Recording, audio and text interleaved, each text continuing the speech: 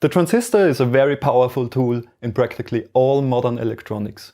Today it is not only used in low power applications like microcontrollers, but also, for instance, in power electronics where large currents up to some 100 amps have to be switched. But when the transistor was discovered in 1947 around Christmas Eve, all the engineers of Bell Lab could think of was to amplify a current. And that's what we're going to look into.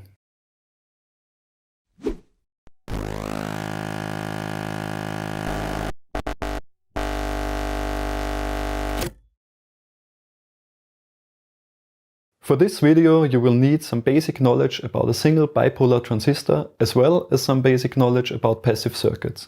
If you need further explanation during the video, you can find additional information in the video description. Feel free to pause anytime you want and have a look at it. Today there is a big variety of transistors available on the market. To simplify our deliberation of transistor amplifiers, we will focus on a rather simple to explain bipolar transistor, like this three-legged guy I hold in my hands. A transistor has three terminals, called emitter, collector and base. There are two kinds of bipolar transistors, NPN and PNP. You can find a detailed explanation of the physics behind them in the links below, but for now we want to concentrate at these highly simplified diode circuits for a basic understanding of their functionality. More precisely, we will focus on the NPN transistor. Notice that the arrow in the circuit symbol resembles the polarity of the diodes. That implies that for the PNP transistor, all polarities of the applied voltages have to be reversed. To amplify a signal with the NPN transistor, we have to observe some basic rules. The first rule is that the collector must be more positive than the emitter. Secondly, we assume that the voltages between base and emitter to be at least 0.6 volts to ensure that the base emitter diode is conducting. If we build a circuit to operate the transistor in this configuration, we can observe that a small current applied to the base leads to a large current between the collector and the emitter. If we now manipulate the base current in a certain range, the other current will change proportionally, but with much higher amplitude. An amplifier is born, which, much like a bullhorn, can transform a small input signal into a large output signal. Notice that the transistor does not actively amplify the current by itself, but solely controls a current that is provided by a power source. You can imagine the transistor as a valve of a pipeline. The base current simply acts as the handle of the valve, which controls the flow through the pipeline. As the base emitter voltage rises, nothing happens at first until the forward voltage drop of the base emitter diode is reached. At this point the valve opens and a large current can flow. When the base voltage is decreased below the bias voltage of approximately 0.6 volts, the current flow will stop. Now that we know the basic principle of a transistor, it's time to experiment. It is important to understand that the transistor amplifies current only. This way of thinking might feel a little unusual at first. To get a better understanding of what's going on, we consider a rather simple circuit called the emitter follower. The transistor is supplied by two voltage sources. One at the base, which we further refer to as input voltage, and one at the collector, which we call supply voltage. The output voltage of the transistor circuit is located at the emitter. The emitter voltage at the base leads to an input current called IB, which, as we already know, causes a proportional current at the output called IC. As long as we stick to our rules, a varying input current will lead to a higher but proportional output current. The factor by which the current increases is called the current gain beta. We can add this phenomenon to the rules and state that IC is beta times IB. The emitter current's IE is then simply the sum of the collector and the base current. The thing about beta is that it's not a reliable value. It varies a lot with individual transistors, even of the same kind. It varies with temperature and with different levels of collector current. For simplicity and as a rule of thumb, we just estimate it and say it's 100. We don't need to know the real value as long as we underestimate it, so 100 is fine. To get the output voltage, we just need to remember the simplified diode circuit. The output voltage is always one diode voltage drop less than the voltage at the base. So let's say 1.6 volts at the input gets us about 1 volt at the output. If we now vary the input voltage by a few millivolts, the output will simply follow, but 1.6 to 1.7 volts less positive. Hence the name follower. At first glance, that doesn't seem like an impressive circuit, until you realize two things. One, the output current IC is basically independent of our supply voltage as long as we remember to obey our two rules.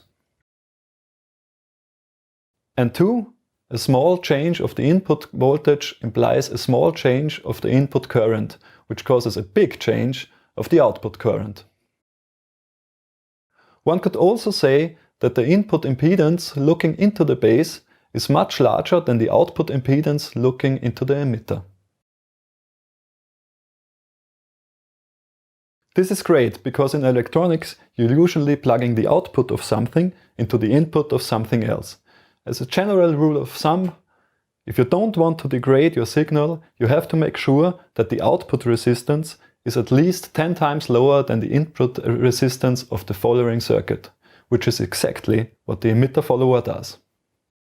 It even does better since the output impedance is about beta times smaller than the input impedance. Remember that beta is approximately 100. This allows a weak input signal source to drive a load at the output of the follower which it would not be able to drive by itself. Seems pretty useful, right? But if we want to amplify an AC coupled signal, like an audio signal, we have to make sure that we don't cut off the negative swing of the output signal. You might heard of this effect, it's called clipping, and it sounds like this.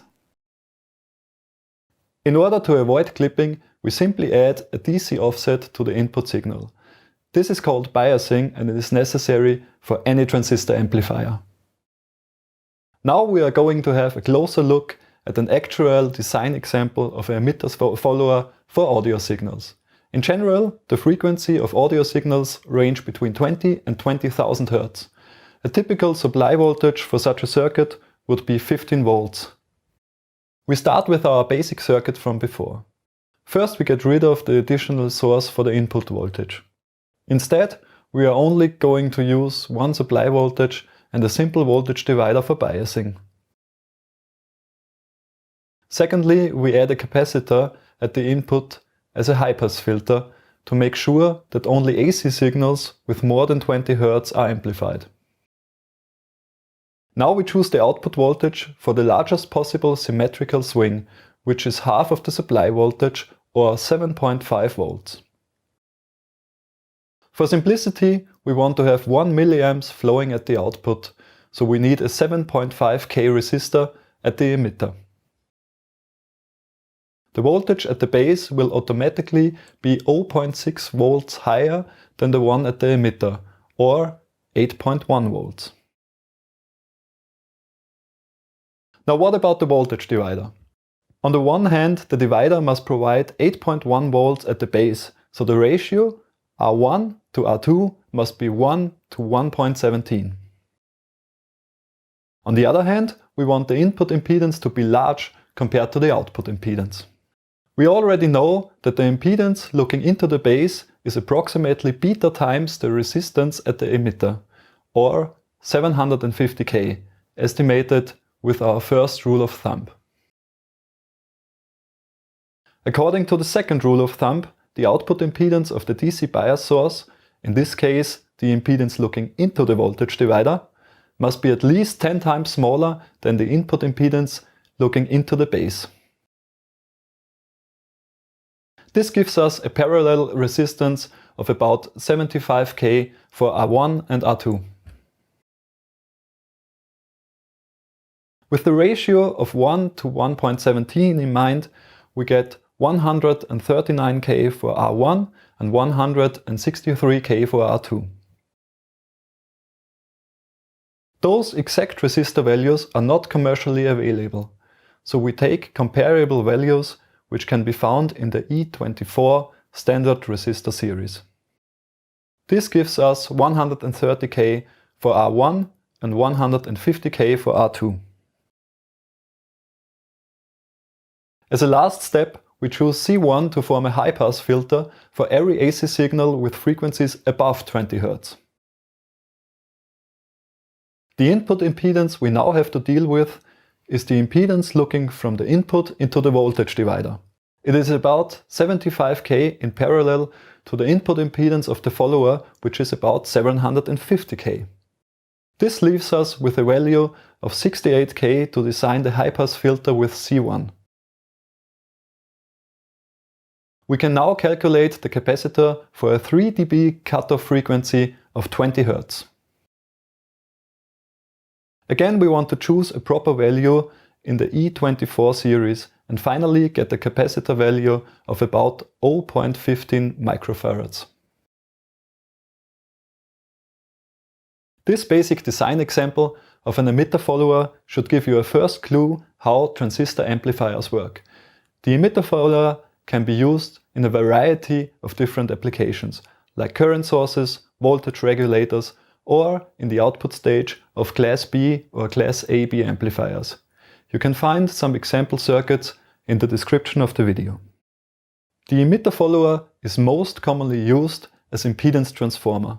The low output impedance of the emitter follower allows driving high loads which might be too demanding for a signal source to drive on its own. Of course, there's a large variety of other amplifiers, like the common emitter amplifier, which can amplify voltages. We will discuss this and other useful transistor circuits in our next video. For further reference, we highly recommend the following two books: The Art of Electronics by Horowitz and Hill, which is very informative as well as entertaining. And for our German-speaking viewers, we recommend Elektronische Schaltungstechnik, written by members of our institute. You can find the exact naming in the video description. So that's all for today. I'm Michael with the Institute of Electronics. I hope you have learned something today, but anyway, thanks for watching.